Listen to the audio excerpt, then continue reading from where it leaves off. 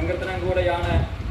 അത് പറയുകയാണ്, ഞാൻ യഹോവയ്ക്കായി കാത്തിരുന്നു, അവൻ എങ്കിലേക്ക് ഞാൻ എൻ്റെ നിലവിളി കേട്ടു. നോക്കിയേ, യഹോവയ്ക്കായി കാത്തിരിക്കുന്നവർക്കായി പ്രാർത്ഥിക്കുന്ന ഒരു ദൈവത്തെ കാണുവാൻ തക്കവണ്ണം വരുന്നു. 38-39 സങ്കീർത്തനം ദാവീദിന്റെ പ്രാർത്ഥനയാണ്, നിലവിളിയുടെ പ്രാർത്ഥനയാണ്. ആ പ്രാർത്ഥനയ്ക്ക് മറുപടി പറഞ്ഞത് കൊണ്ട് ദാവീദ് സ്തോത്രം ചൊല്ലിക്കൊണ്ട് പ്രാർത്ഥിക്കുന്നവര് വീണ്ടും സ്തോത്ര പ്രാർത്ഥനയാണ് 40-ാം സങ്കീർത്തനം പറയുന്നത്.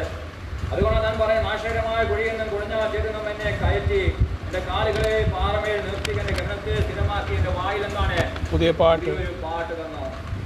താൻ ഭാരപ്പെട്ട് പ്രയാസപ്പെട്ട് നിലവിളിച്ച ഇടത്ത് ദൈവം തന്നെ ബലപ്പെടുത്തി, ദൈവം തന്നെ വിടുവിച്ച് തന്റെ പാറമേൽ നിർത്തി തന്റെ ഗമനത്തെയൊക്കെ സ്ഥിരമാക്കിയപ്പോൾ താൻ ദൈവത്തിന് പുതിയ പാട്ട് പാടുവാൻ തക്കവണ്ണം ഇടവരുന്നു. നമ്മുടെ ജീവിതത്തിലും നാം നിലവിളിക്കുമ്പോൾ, ദൈവസ്ഥനെ നാം ആശ്രയിക്കുമ്പോൾ, ദൈവം നമ്മെ വിടുവിക്കുവാൻ, ദൈവം നമ്മെ ശക്തീകരിക്കുവാൻ, നമ്മുടെ നാവിന്മേൽ പുതിയ പാട്ട് തരുവാൻ തക്കവണ്ണം ഇടവരും. 39-ാം സങ്കീർത്തനം 7-ാം വാക്യത്തിൽ വായിക്കുന്നുണ്ട്. 7-ാം വാക്യത്തിൽ വായിക്കുന്നത്, എന്നാൽ കർത്താവ് ഞാൻ ഏതിനായി കാത്തിരിക്കുന്നു, എന്റെ പ്രത്യാശ നിങ്ങൾ വന്നിരിക്കുന്നു. ഒരിക്കൽ താൻ കഷ്ടം നടന്നു പോകും, പ്രയാസം നടന്നു പോകുമ്പോഴും തന്റെ പ്രത്യാശ എവിടെയാണ്? കർത്താവെങ്കിലാണ്. നമ്മുടെ ജീവിതത്തിലും ഏതൊക്കെ ശോധന വരുമ്പോഴും, ഏതൊക്കെ ഭാരം വരുമ്പോഴും, ഏതൊക്കെ പ്രയാസം വരുമ്പോഴും നമ്മുടെ പ്രത്യാശ ദൈവത്തിൽ നിന്ന് ഒരിക്കലും മാറുവാൻ ഇടവരരുത്. പ്രത്യാശയോടെ ഇരിക്കുന്നുവെങ്കിൽ അതിനൊരു മറുപടി കാണുവാൻ തക്കവണ്ണം ഇടവരും. പല സ്തോത്രം. 25-ാം സങ്കീർത്തനം 3-ാം വാക്യം വായിക്കുമ്പോൾ, യഹോവയെ കാത്തിരിക്കുന്ന ഒരുത്തനും എന്താണ്? ലജ്ജിച്ചു പോകത്തില്ല. യഹോവയെ കാത്തിരിക്കുന്നുവെങ്കിൽ ഒരിക്കലും ലജ്ജിച്ചു പോകാൻ ദൈവം നമ്മെ അനുഭവിക്കുന്നില്ല. കാരണം നമ്മുടെ പ്രത്യാശ നാം കാത്തിരിക്കുന്നതും യഹോവയെങ്കിലാകുന്നു. കാത്തിരിക്കുന്നവർക്ക് വേണ്ടിയാണ് ദൈവം പ്രവർത്തിക്കുന്നത്. നമ്മള് ലൂക്കോസിന്റെ സുവിശേഷം 23-ാം അധ്യായം 56-ാം വാക്യം,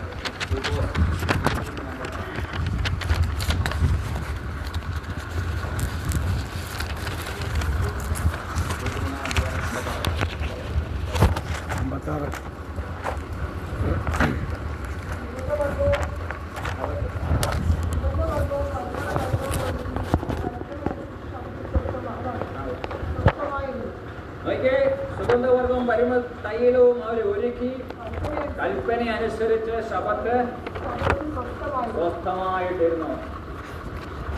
24-ാം അധ്യായം 1-40 വായിക്കുമ്പോൾ, ആഴ്ചവട്ടത്തിന്റെ 1-ാം നാൾ അവരെന്താണ് ഈ ഒരുക്കിയ സുഗന്ധവർഗമായിട്ട് കല്ലറയ്ക്ക് ചെല്ലുകയാണ്. കല്ലറയ്ക്ക് ചെന്നപ്പോൾ എന്താണ്? കല്ല് ഉരുട്ടി മാറ്റിയതായിട്ട് കാണുന്നുണ്ട്. അതായത് മർക്കോസിന്റെ സുവിശേഷം 16-ാം അധ്യായം 1-ാം വാക്യം വായിക്കും. മർക്കോസ് 16-ാം അധ്യായം.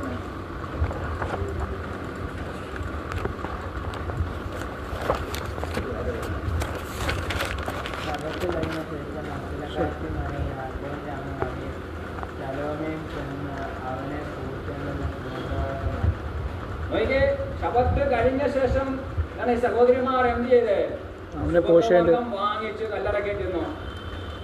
ഈ ശബത്ത് കഴിഞ്ഞ് ഒരുക്കമൊന്നുമില്ലാതെ കല്ലറക്കേറ്റുന്നവർ എന്താണ്? കല്ലറക്കേറ്റെന്നിട്ട് കല്ല് ആര് ഉരുട്ടി മാറ്റുമെന്ന് കുറിക്കുക. അന്യോന്യം ചോദ്യം, കല്ല് ആര് ഉരുട്ടി മാറ്റുമെന്ന്.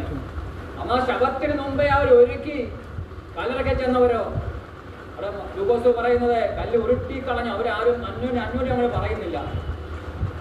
നമ്മുടെ ജീവിതത്തിൽ നമ്മളെ ഒരുക്കി ദൈവസന്നിധിയിൽ കടന്നിരിക്കുമ്പോൾ, നമ്മളെ ദൈവത്തിനായി ഒരുക്കി കാത്തിരിക്കുമ്പോൾ, നമ്മുടെ കൽപ്പന അനുസരിച്ച് ദൈവത്തിന്റെ ഹിതപ്രകാരം നമ്മൾ നടക്കുമ്പോൾ, നമ്മുടെ ജീവിതത്തിൽ ഏതൊക്കെ ഭാരം വരുമ്പോഴും പ്രയാസം വരുമ്പോഴും എന്താണ് ആ ഭാരം വിടുവിക്കുവാൻ തക്കവണ്ണം ഇടവരും. അത് നല്ലൊരു ഉദാഹരണമാണ് ഹിസ്കിയാവിന്റെ പ്രാർത്ഥന. ഹിസ്കിയാവിന്റെ അടുക്കൽ യെശയ്യാ പ്രവാചകൻ എന്ന് പറയുകയാണ്, ഹിസ്കിയാവേ നീ മരിച്ചു, നിന്റെ ജീവിതകാര്യം ക്രമത്തിലാക്കിക്കുക. ഹിസ്കിയാവ് എന്ത് ചെയ്ത് തന്നെ പ്രവാചകനോട് പറഞ്ഞില്ല, പ്രവാചക എനിക്ക് വേണ്ടി പ്രാർത്ഥിക്കണമെന്ന്. തന്റെ സഭാവിശ്വാസികളോട് പറഞ്ഞില്ല പ്രാർത്ഥിക്കണം, പുരോഹിതനോട് പറഞ്ഞില്ല പ്രാർത്ഥിക്കണം. നാം നേരെ തിരിഞ്ഞ് ചുവർ നേരെ തിരിഞ്ഞിട്ട് ഒറ്റ പ്രാർത്ഥന പറഞ്ഞുള്ളൂ, യഹോവേ ഞാൻ വിശ്വസ്തയോടും ഏകാഗ്രതയോടും നിന്റെ മുമ്പിൽ നടന്ന് നിനക്ക് പ്രസാദം ചെയ്തിരിക്കുന്ന ഓർക്കണമേ. നമ്മളെ ജനങ്ങളുടെ പുസ്തകം വായിക്കുമ്പോൾ യെശയ്യാ പ്രവാചകൻ നടുമുറ്റം വിട്ടുപോകുന്നതിന് മുമ്പ് അതിന് മറുപടി ലഭിച്ചു എന്നാണത്. ഒരിക്കൽ താനെ ദൈവസനിൽ ഈ ഭൂമിയിൽ ആയിരുന്നപ്പോൾ താൻ ഏകാഗ്രതയോടെ വിശ്വസ്തയോടെ ദൈവത്തെ സേവിച്ച് ദൈവത്തിന് പ്രസാദം ചെയ്തുകൊണ്ട് തന്റെ ജീവിതത്തിൽ ഒരു ഭാരം കടന്നു വന്ന സമയത്ത് ഞാൻ ചെറിയൊരു പ്രാർത്ഥന പ്രാർത്ഥിച്ചേയുള്ളൂ, ഞാനൊന്ന് നിലവിളിച്ചതേയുള്ളൂ. പ്രവാചകൻ നടുവിട്ടം വിടുന്നതിന് മുമ്പ് തന്നെ ഞാൻ മറുപടി കിട്ടി. 41 21 താൻ അവിടെ ഇരുന്നില്ല. നമ്മുടെ ജീവിതത്തിൽ ഇതുപോലെ ഭാരങ്ങൾ പ്രയാസങ്ങളൊക്കെയും കടന്നു വരുമ്പോൾ നാം ദൈവത്തിൽ ഒന്ന് മുട്ടുമടക്കിയാൽ മതി. ദൈവത്തോട് നമ്മുടെ കാര്യം ഒന്ന് ഇറക്കി വെച്ചാൽ മതി. ദൈവം തന്നെ മറു നൽകും. നമ്മുടെ മത്തായി സുവിശേഷം 22-ാം അധ്യായത്തിലെ അവിടെ 10 കന്യകമാരെ കുറിച്ച് പറയുന്നുണ്ട്. 10 പേരിൽ 5 പേര് ബുദ്ധിയുള്ളവരും 5 പേര് ബുദ്ധിയില്ലാത്തവരുമായിരുന്നു.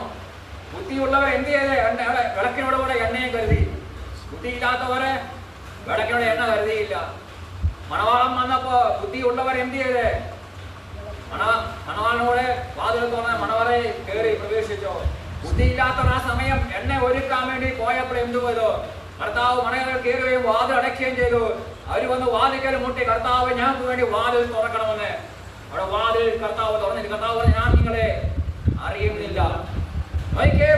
നമ്മുടെ ജീവിതത്തിൽ നാം ഒരുക്കി കാത്തിരിക്കുമ്പോൾ, ദൈവത്തിനായി ഒരുക്കി കാത്തിരിക്കുമ്പോൾ നമ്മുടെ ജീവിതത്തിൽ കർത്താവിന്റെ സാന്നിധ്യം അനുഭവിപ്പാൻ, കർത്താവിന്റെ വിടുതൽ അനുഭവിപ്പാൻ, കർത്താവിന്റെ കൃപ അനുഭവിപ്പാൻ തക്കവണ്ണം ഇടവരും. നമുക്കറിയാം, സ്തോത്രം, അവൻ നമുക്കായി ഒരുക്കി കാത്തിരിക്കുകയാണ്. ലൂക്കോസിന്റെ സുവിശേഷം 14-ാം അധ്യായം 16 തൊട്ട് വായിക്കുമ്പോൾ അവിടെയും ഒരു ഭക്ഷണസദ്യയെ കുറിച്ച് പറയുന്നുണ്ട്.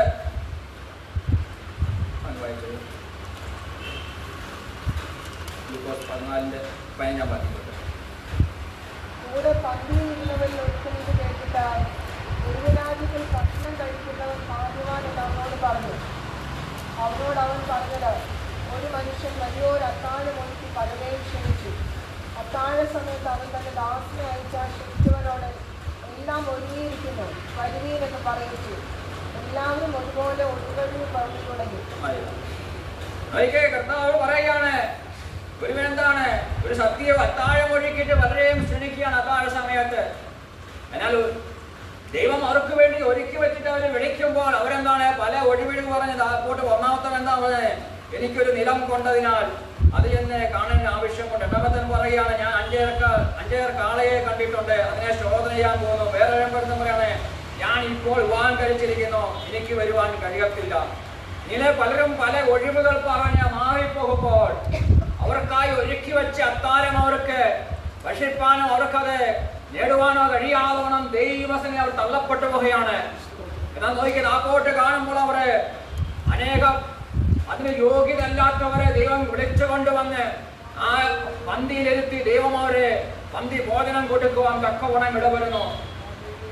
നമ്മൾ പറയുന്നത് ദൈവം തന്നെ സ്നേഹിക്കുന്ന പ്രകാരം വിളിക്കപ്പെട്ടവർക്ക് എന്താണ് സകലവും നന്മയ്ക്ക് കൂടി വ്യാപരിക്കുന്നു. അവൻ ദൈവത്തെ സ്നേഹിക്കുന്നവർക്ക് അവർക്കായി ഒരുക്കിയിരിക്കുന്ന ഒരു നന്മയുണ്ട്. അത് നമുക്ക് ലഭിക്കണമെങ്കിൽ ദൈവത്തെ അനുസരിക്കുവാൻ, ദൈവത്തിന് കീഴ്പ്പെടുവാൻ തക്കവണ്ണം ഇടവരണം. അബ്രഹാമിനോട് പറഞ്ഞു, നീ പുറപ്പെട്ടു വരിക, ഞാൻ നിന്നെ അനുഗ്രഹിക്കാം. ദൈവം അബ്രഹാമിന് വേണ്ടി ചെന്ന് ഒരുക്കിയിട്ട് വിളിച്ചപ്പോൾ അബ്രഹാം ആ വിളി കേട്ട് അനുസരിച്ച് താൻ പുറപ്പെട്ടതിന് ഫലമായിട്ട് അവനും അവന്റെ തലമുറയും അനുഗ്രഹിക്കപ്പെടുവാൻ തക്കവണ്ണം ഇടവന്നു. ഇവിടെ നമ്മുടെ ജീവിതത്തിൽ എന്തൊക്കെ ഭാരമുണ്ടെങ്കിലും എന്തൊക്കെ പ്രയാസമുണ്ടെങ്കിലും ദൈവത്തിന്റെ പാതവിടെ മുട്ടുമടക്കുവാനും ദൈവത്തിനായി കാത്തിരിക്കുവാനും ഇടവരുന്നുവെങ്കിൽ നമ്മളെ ദൈവം അനുഗ്രഹിക്കുവാൻ തക്കവണ്ണം ഇടവരും. നമ്മള് മാർത്തയുടെയും മറിയുടെയും കാര്യം പറയുന്നുണ്ട്. മാർത്തയെ കുറിച്ച് പറയുന്നു, നീ പലതിനെ ചൊല്ലി വിലപിക്കുന്നു, വിചാരപ്പെടുന്നു. എന്നാൽ ദൈവസന്നിധിയിൽ മുട്ടുമടക്കിയ മറിയെ കുറിച്ച് പറയുന്നത്, സ്തോത്രം, അവൾ നല്ല അംശം തിരഞ്ഞെടുത്തു, അത് അവൾ ആരും അപകരിച്ചു കളയില്ല. ദൈവമാതോടെ മുട്ടുമടക്കി ദൈവത്തെ സേവിക്കുന്ന, ദൈവത്തിൽ നാം പ്രാപിച്ചെടുക്കുന്ന ഒരു നന്മയും ഒരു ശത്രു അപകരിപ്പാൻ സ്വർഗം അനുവദിക്കത്തില്ല.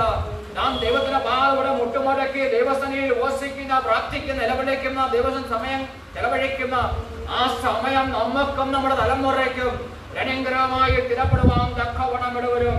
ഇവിടെ പറയാണ്, ഞാൻ യഹോവയ്ക്കായി കാത്തിരുന്നു, അവൻ എങ്കിലേക്ക് ചാഞ്ഞിന നിലവിളി കേട്ടു. നോക്കി, യഹോവയ്ക്കായി കാത്തിരിക്കുന്നുവെങ്കിൽ, യഹോവയുടെ പാതകളെ മുട്ടുമടക്കുന്നുവെങ്കിൽ അവൻ നമ്മുടെ നിലവിളി കേട്ട് അവൻ നമ്മെ വിടുവിക്കുവാൻ, അവൻ നമ്മെ ശക്തീകരിക്കുവാൻ തക്കവണ്ണം അവൻ കഴിവുള്ള ദൈവമാണ്. അതുകൊണ്ട് യഹോവയ്ക്കായി കാത്തിരിക്കുന്ന ഒരുത്തരും ലജിച്ചു പോകില്ല. 37-ാം സങ്കീർത്തനം 5-ാം വാക്യത്തിൽ വായിക്കുമ്പോൾ, നിന്റെ വഴി യഹോവയെ പരമേൽപ്പിക്കുക, അവനിൽ തന്നെ ആശ്രയിക്കുക, അവൻ അത് നിർവഹിക്കും. നമ്മുടെ വഴികളെ യഹോവയിൽ പരമേൽപ്പിച്ച് അവനിൽ ആശ്രയിക്കുമ്പോൾ അവൻ നമ്മുടെ വഴികളെ നിവർത്തിച്ചു തരുവാൻ, അവൻ നമ്മുടെ കാര്യങ്ങൾ നടത്തി തരുവാൻ തക്കവണ്ണം അവൻ ശക്തനായിരുന്നു. അതുകൊണ്ട് നാം ദൈവത്തിൽ ആശ്രയിക്കണം, ദൈവത്തിന്റെ മുഖത്തേക്ക് നോക്കണം, ദൈവത്തിന്റെ ഭാവത്തോടെ അവനായി കാത്തിരിക്കണം. അവനായി കാത്തിരിക്കുന്നവർ ആനന്ദിക്കുവാൻ ഒരിക്കലും ഇടവരുന്നു. അതുകൊണ്ടാണ് നാശകരമായ കുഴിയും കുഴിയെട്ടുന്നും അവന്റെ കാലുകളെ സ്തോത്രം എന്നെ കയറ്റി, എന്റെ കാലുകളെ പാറമേൽ നിർത്തി, എന്റെ ഗമനത്തെ സ്ഥിരമാക്കി, എന്റെ നാവിന്മേൽ പുതിയ പാട്ട് തന്നു. നമ്മുടെ ജീവിതത്തിൽ നമ്മയെ കുറിച്ച് അതുവിധം പറഞ്ഞ് നമ്മളെ പാത്രം വികാസ പാത്രമാക്കി പഴഞ്ചൊല്ലാക്കി പിറക്കുവാൻ ശ്രമിക്കുമ്പോൾ അവനായി കാത്തിരിക്കുന്നവരുടെ നാവിന്മേൽ പുതിയ സ്തോത്രം, പുതിയ പാട്ട് തന്നെ അവൻ നമ്മെ നിർത്തുവാൻ തക്കവണ്ണം ഇടവരും.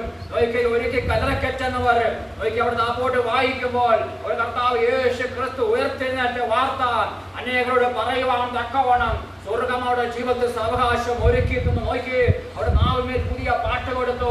ആരും പാടാത്ത പാട്ട് എന്താണ്? കർത്താവ് യേശു ക്രിസ്തു കല്ലറ വിട്ട് അല്ലെങ്കിൽ മരിച്ചവൻ, നിങ്ങളെ കൊന്നുകളഞ്ഞവൻ, അവൻ ഉയർത്തെഴുന്നേറ്റെന്നുള്ള ആ സത്യ വാർത്ത അനേകരോട് പറയുവാൻ തക്കവണ്ണം അവരെ ബലപ്പെടുത്തിയെങ്കിൽ, അവർ ഒരുക്കി കല്ലറയ്ക്കൽ ചെന്നപ്പോൾ അതിന്റെ മഹത്വം കണ്ടുവെങ്കിൽ, നമ്മുടെ ജീവിതത്തിൽ നാം ദൈവത്തിന്റെ പാതവിടെ അവനായി കാത്തിരിക്കുന്നുവെങ്കിൽ, അവന്റെ വൃത്തിക്കായി അവൻ ആശ്രയിച്ച് അവന്റെ പാതവിടെ ആയിരിക്കുന്നുവെങ്കിൽ, അവൻ നമ്മുടെ നാവിന്മേലും ആരും ഇതുവരെ പാടാത്ത പുതിയ പാട്ടുകൾ തന്നെ, ആരും പറയാത്ത പുതിയ അനുഭവങ്ങൾ തന്നെ മറ്റുള്ള ജീവിതത്തിൽ അനേകർക്ക് കർത്താവ് യേശു ക്രിസ്തുവിന്റെ സുഗന്ധവർഗത്തെ പൂശുവാൻ തക്കവണ്ണം ഇടവരും.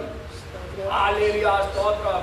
നമ്മുടെ മുമ്പേ സമയമില്ല, ഞാൻ എന്റെ വാക്കുകളെ നിർത്തുന്നു. അതുകൊണ്ട് നമ്മുടെ ജീവിതത്തിൽ ദൈവത്തിന്റെ കൽപ്പന അനുസരിച്ച് നാം ഒരുക്കത്തോടെ ആയിരിക്കുന്നുവെങ്കിൽ, നമ്മുടെ ജീവിതത്തിലും അവൻ നമ്മെ സുഗന്ധവർഗമാക്കിയിട്ടുണ്ട്.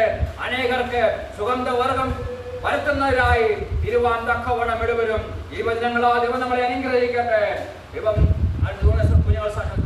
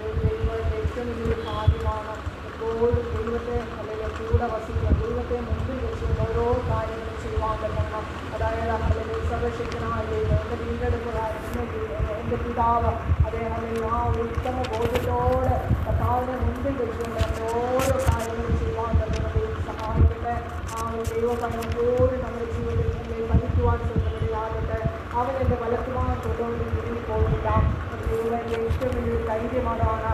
ഞാൻ പറഞ്ഞതുപോലെ എൻ്റെ ദൈവം എന്നെ തള്ളിക്കളയത്തില്ല.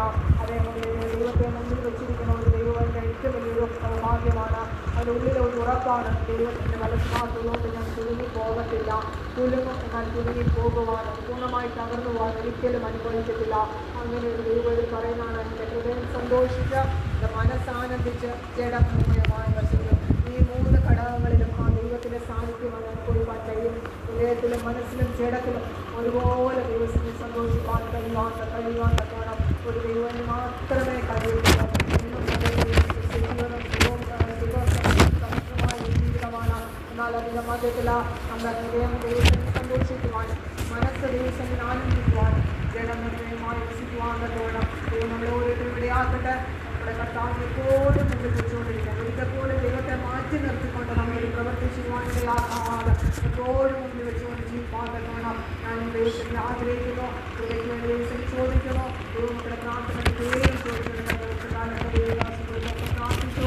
ഞങ്ങളുടെ ജീവിതം സൗഖ്യവും അനുഗ്രഹമായിരുന്നു. ക്ലേശമുണ്ടായിരുന്നു, പ്രയാസമുണ്ടായിരുന്നു. അതെല്ലാം മറികടന്ന്